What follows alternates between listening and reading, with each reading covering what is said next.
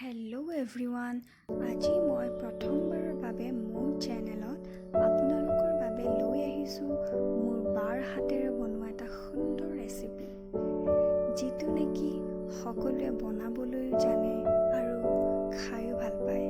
সেইটো হৈছে বাঁহ গাজৰ আচাৰ। তেতিয়াহ'লে বলকচোন চাওঁ মোৰ বায়ে এই বাঁহ গাজৰ আচাৰ কেনেকৈ বনাইছে। এয়া বাঁহ গাজৰ আচাৰ বায়ে কৈ যাব কেনেকৈ কি কৰি বনাইছে, গোটেইখিনি বায়ে কৈ গৈ থাকিব।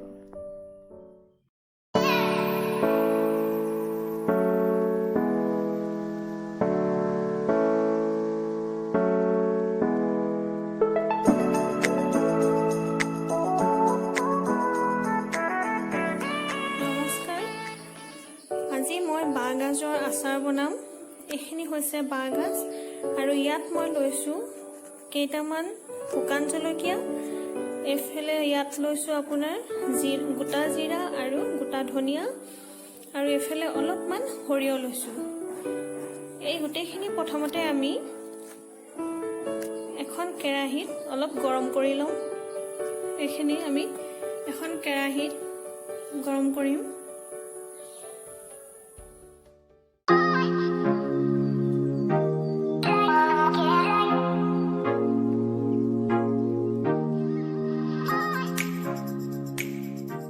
সকলোখিনি আমি এতিয়া মিক্সাৰত পিচি ল'ম। এয়া মই মিক্সাৰত দি দিছোঁ। মই শুকান জলকীয়া, গোটা জিৰা আৰু গোটা ধনিয়া পিচি লোৱাৰ পাছত এয়া হৈছে, আৰু লগত লৈছোঁ অলপ কেঁচা মিঠাতেল আৰু কেইটামান ভোট জলকীয়া। এতিয়া এইখিনি আৰু এটা বস্তু মই দেখাব পাহৰি গ'লোঁ, ইয়াত মই অলপমান হালধি আৰু অলপ নিমখ ব্যৱহাৰ কৰিছোঁ।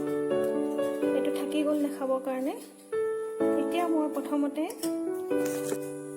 পিচি লোৱা জলকীয়া আৰু গোটা জিৰা আৰু গোটা ধনিয়া ইয়াত মই মিক্স কৰিম। গোটা ধনিয়া, গোটা জিৰা আৰু শুকান জলকীয়া মই ইয়াত মিক্স কৰিলোঁ, আৰু ইয়াত অলপ কেঁচা তেল ঢালি দিম।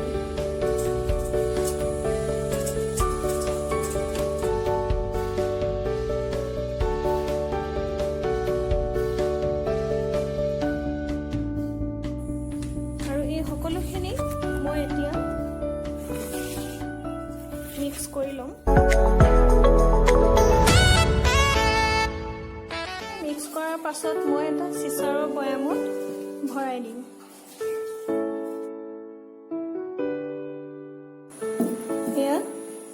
এয়া হৈছে খৰিচা আচাৰ।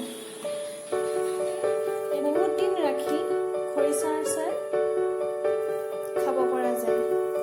মাজে মাজে ৰ'দতো দি থাকিব লাগে। ৰ'দত দি খালে বহুত দিনলৈ খাব যায় আৰু অলপকৈ বেয়া হোৱা বস্তু নহয়।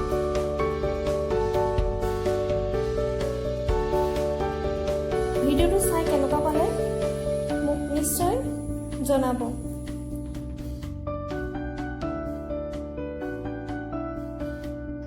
এয়াই আছিলে আজি আমাৰ ৰেচিপি। আপোনালোকে যদি চাই ভাল পালে like, share, comment and subscribe কৰিব।